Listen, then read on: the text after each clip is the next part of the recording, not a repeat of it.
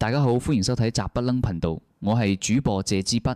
今日想同大家分享一個好有啟發性嘅話題：中國整嘅防禦系統到底好唔好用啊？美軍嚟幫買家驗客貨，北京神盾失效，委內瑞拉南美最強中國防空喺美國行動入邊崩潰。嚟分析下，2026年1月3日，美國對委內瑞拉發動大規模打擊 Operation Sovereign Eclipse。美軍成功壓制咗委內瑞拉嘅防空系統，仲捉咗馬杜羅夫婦。北京神盾失效同南美最強中國防空崩潰雖然有誇張成分，但委內瑞拉確實有用到中國提供嘅雷達同指揮元件，並整合入去佢哋嘅綜合防空系統 IADS。不過主力防空導彈系統其實係俄羅斯製，例如 S-300VM 同 Buk M2E。中國部分更多係輔助性質，例如 JYL-13D 雷達、JY-27 AVHF 雷達。以下係根據最新軍事報導同分析，評估呢啲系統表現係咪真係好用嘅。第一，委內瑞拉防空系統概況。主要組成方面，委內瑞拉嘅 IADS 被稱為南美最強之一，理論上可以覆蓋長、中、短程防空。俄羅斯系統作為主力，包括 S-300、VM Anti-2500 長程導彈射程250千米，可以對抗巡航導彈同戰機。Buk M2E 中程射程45千米，配 9S36 雙控陣雷達。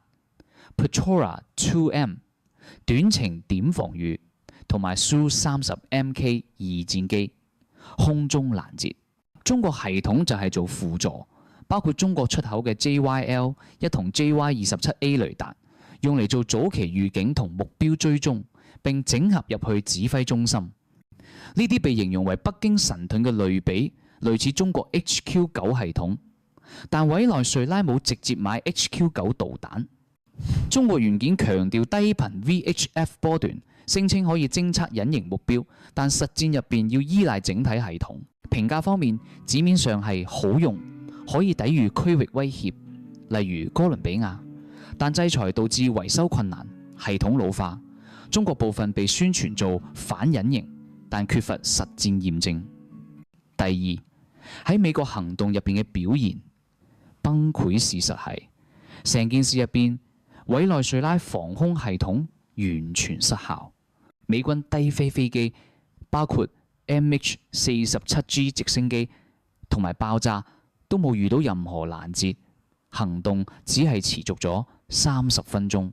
X 平台上有目擊者報道，空防喺幾分鐘內融化咗，美軍直升機輕輕鬆鬆攞到空中優勢。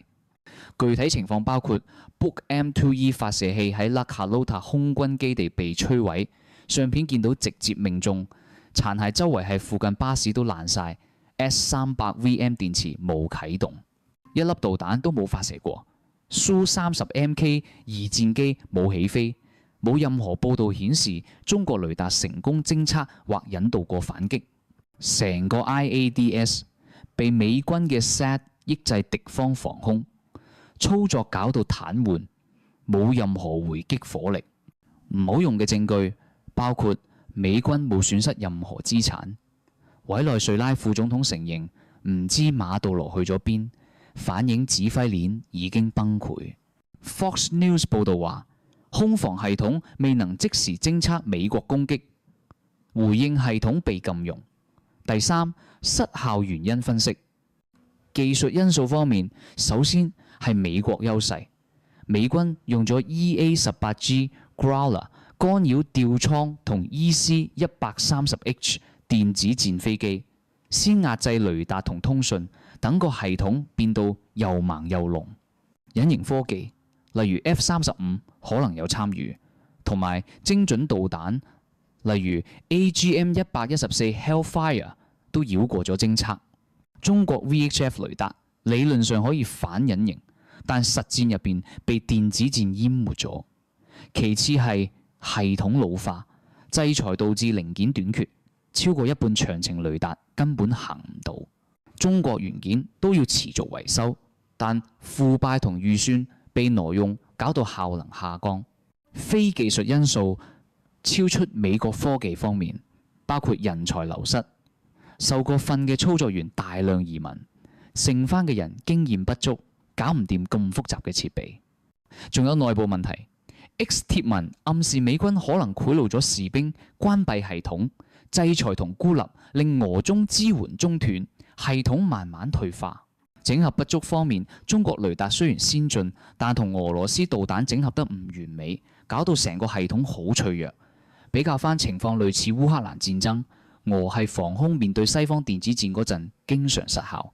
中國系統喺出口國有正面評價，但未經大規模實戰考驗。第四，結論到底好唔好用？答案係唔好用，尤其係面對美軍。標題話美軍幫買家驗貨係個形象化嘅比喻。喺呢次實戰測試入邊，系統崩潰，證明中國同俄羅斯出口嘅防空系統喺高強度衝突入邊好脆弱。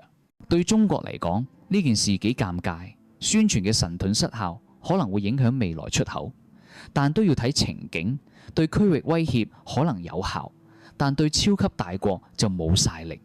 委內瑞拉案例顯示，維護、訓練同外部支援先係關鍵，而唔係硬件本身。最後後續影響，呢次事件被稱為 Delta Doctrine， 快速精準打擊，重新劃分咗全球權力地圖。中國外交部譴責美國，但冇評論系統表現，局勢仲發展緊。如果有新報導分析，可能會再更新。